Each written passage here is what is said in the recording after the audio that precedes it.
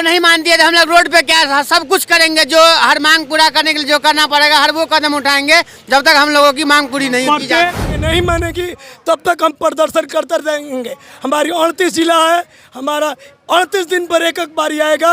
हम लोग एकदम पूरे इकट्ठे के साथ यहाँ पर धरना प्रदर्शन करते रहेंगे। कहना चाहेंगे श्रीमती खाद्य उपभोक्ता मंत्री श्रीमती लेसी सिंह से और माननीय मुख्यमंत्री नीतीश कुमार से, हम लोग 55,000 डीलर के साथ जो अन्याय हो रहा है न्याय मिले, नहीं तो हम लोग इसी तरह से लड़ाई को आगे जारी रखेंगे। प्रदेश फेयर प्राइस डीलर एसोसिएशन के द्वारा आज पटना के गर्दनी बाग में धरना प्रदर्शन किया जा रहा है। आखिर क्यों किया जा रहा है, इन्हीं से जानते हैं। ये बिहार भर के जन वितरण दुकानदारों की अपनी समस्या है, जो बिहार के मुख्यमंत्री के यहाँ 8 सूत्री मांग लंबित है। उन मांगों को लेकर कई बार हम लोग धरना प्रदर्शन किए, हड़ताल भी किए और प्रधान सचिव और मुख्यमंत्री के कार्यालय द्वारा आश्वासन मिलता रहा कि आपकी मांगों पर सहानुभूतिपूर्वक विचार की जाएगी, लेकिन आज तक हम लोगों की मांगों पर कोई विचार नहीं हुआ। आपकी मांगे क्या है? जन वितरण दुकानदारों का मुख्य मांग है कि अन्य विभागों के तरह जन वितरण दुकानदारों को भी सरकारी सेवक घोषित किया जाए और उनके सहायक को भी 15,000 रुपये का सहयोग मानदेय दिया जाए और जन वितरण दुकानदारों को 70 पैसा से 3 रुपया प्रति क्विंटल को कमीशन मार्जिन मनी बढ़ाया जाए और आयु सीमा समाप्त किया जाए। और हमारी मांग है कि कंट्रोल एक्ट 2011 को लागू किया जाए, जो बिहार सरकार ने संशोधन कर करके पूर्व की आयु सीमा और साप्ताहिक छुट्टी को बंद कर दिया है। इसी मांग को लेकर के हम लोग अब बिहार के सभी विक्रेता यहाँ पर जुटे हुए हैं। जी हाँ, देख सकते हैं बिहार के डीलर से ये जो अन्न बांटते हैं, आम जनता में अन्न बांटते हैं वही लोग हैं ये, और इनको धरना प्रदर्शन में आना पड़ा। आखिर क्या वजह है कि आपको एक बार पहले भी आप आ चुके हैं धरना प्रदर्शन? हम लोग लगातार 10 वर्षों से आंदोलन कर रहे हैं इसी मुद्दा को लेकर। क्या कमीशन के बारे में बात की जाए तो कमीशन कहाँ तक मिलता है? देखिए, हम लोग का कमीशन इतना कम है कमीशन कि उतना में हम लोगों को गोडाउन से जब सामान निकलती है तो रास्ते में कमीशन साफ हो जाती है। मात्र 70 पैसा कमीशन है, मात्र 70 पैसा। और उस कमीशन में अगर जोड़ा जाए तो प्रत्येक डीलर को 2 से 3,000 रुपया ही उसको महीना होता है और हम लोग को 2 से 3,000 रुपया दुकान का खर्च में ही चला जाता है। हम लोग मांग कर रहे हैं बार बार सरकार से कि हम लोग को सरकारी सेवक घोषित किया जाए। अगर उसमें भी सरकार सक्षम नहीं होती है तो हम लोग को 30,000 रुपया मानदेय दिया जाए, ताकि हम लोग का अपना जो काम करते हैं, परिवार है, बाल बच्चा है, स्टाफ है, उसमें शामिल है।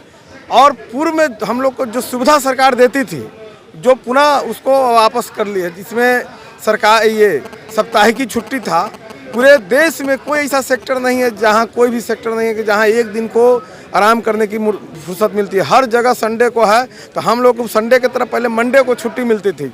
मंडे को हम लोग अपने कार्य को निपटारा करके अन्य कार्य को करते थे, वो हम लोग से वापस कर ली गई है। अनुकंपा में उम्र सीमा को निर्धारित कर दिया गया। पहले अनुकंपा का कोई सीमा नहीं था। कोई भी हमारे डीलर बंधु अगर उनका मृत्यु होता था तो उनके आश्रित को कोई उम्र सीमा नहीं रहता था, मिल जाता था दुकान। लेकिन अब है कि 58 वर्ष से जिनका कम में मृत्यु होगी उन्हीं के आश्रित को अनुकंपा का लाभ मिलेगा। समाज की क्या सेवा की थी आपने कोरोना के टाइम में? पीएमजी प्रधानमंत्री अन्न योजना के तहत हम लोगों ने फ्री में अनाज बांटा।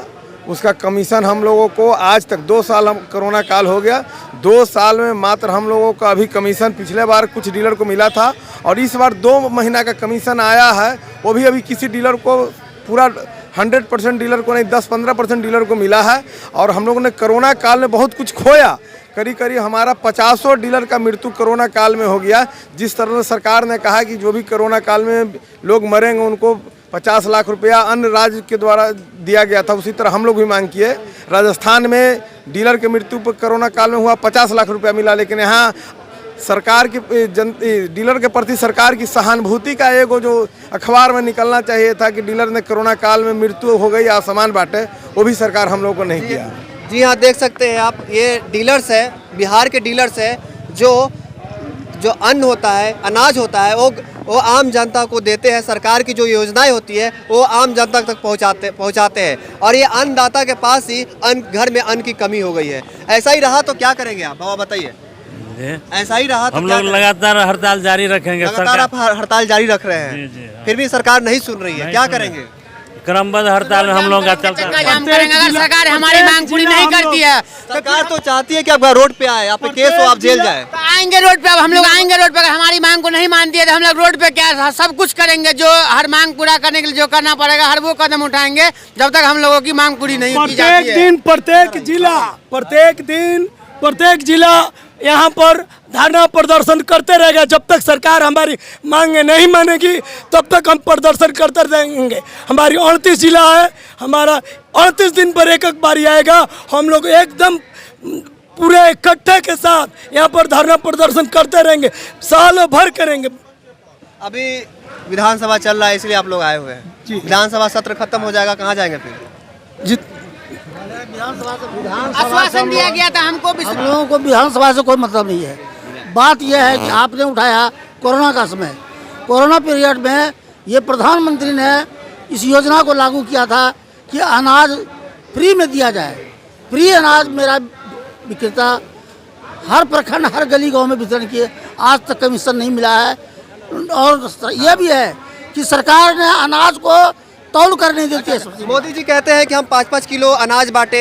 4 राज्यों में इलेक्शन थे, वहाँ पे इसको बहुत जिक्र किया गया था कि हमने गरीबों का अनाज बांटे। पर अनाज बांटा कौन है और उसका क्या स्थिति है ये बता रहे। बताइए आपके साथ क्या क्या हो रहा है। हम लोगों के साथ बहुत सारा समस्या है जो सरकार सुनने से मजबूर है। हम लोग लाचार होकर के इस प्रदर्शन में आए हैं। हम लोग कोरोना काल में जिस तरह से अपने बाल बच्चे के साथ धैर्यपूर्वक गरीब गुरबा का अनाज वितरण किए हैं और उसमें हमारे कितने साथी शहीद हो गए, उनको सरकार को कान तक हम लोग आवाज़ उठाने का काम किए, फिर भी सरकार हम लोगों को कहीं कुछ सुनने के लिए तैयार नहीं है और हम लोग के साथ लगातार परेशानी हम लोग जूझ रहे हैं। वो केंद्र सरकार का हो या राज्य सरकार का हो, जो भी योजनाएं होती है ये डीलर्स अपने आम जनता तक पहुंचाते हैं। नवादा जिला से पकड़ी वर्मा प्रखंड से हम लोग की समस्या है कि 2020 में जब लॉकडाउन लगा, मार्च से हम लोग को बताया गया कि आप लोग को राशन वितरण करना है फ्री।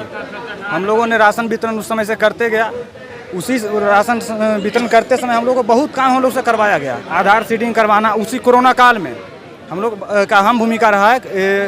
आधार सीडिंग करना है, आधार जोड़ना है। कुछ लोग बाहर से जो आए थे सबको हम लोग को जानते हैं। उस कोरोना काल में प्रताड़ित लोगों से किया जाता था।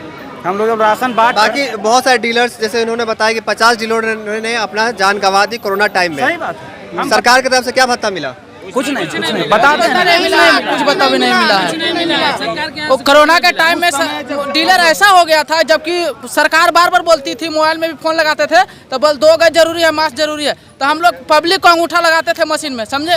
उस समय कोरोना होने का काफी डीलर का डर था और काफी डीलर को कोरोना हुआ और कोरोना सरकार तो कहती है कि जितने फ्रंट वर्कर है जो कोविड में काम किए उनको बहुत सुविधा दी गई है। कोई सुविधा नहीं दी गई है, डीलर का कोई सुविधा नहीं दी गई है, समझे।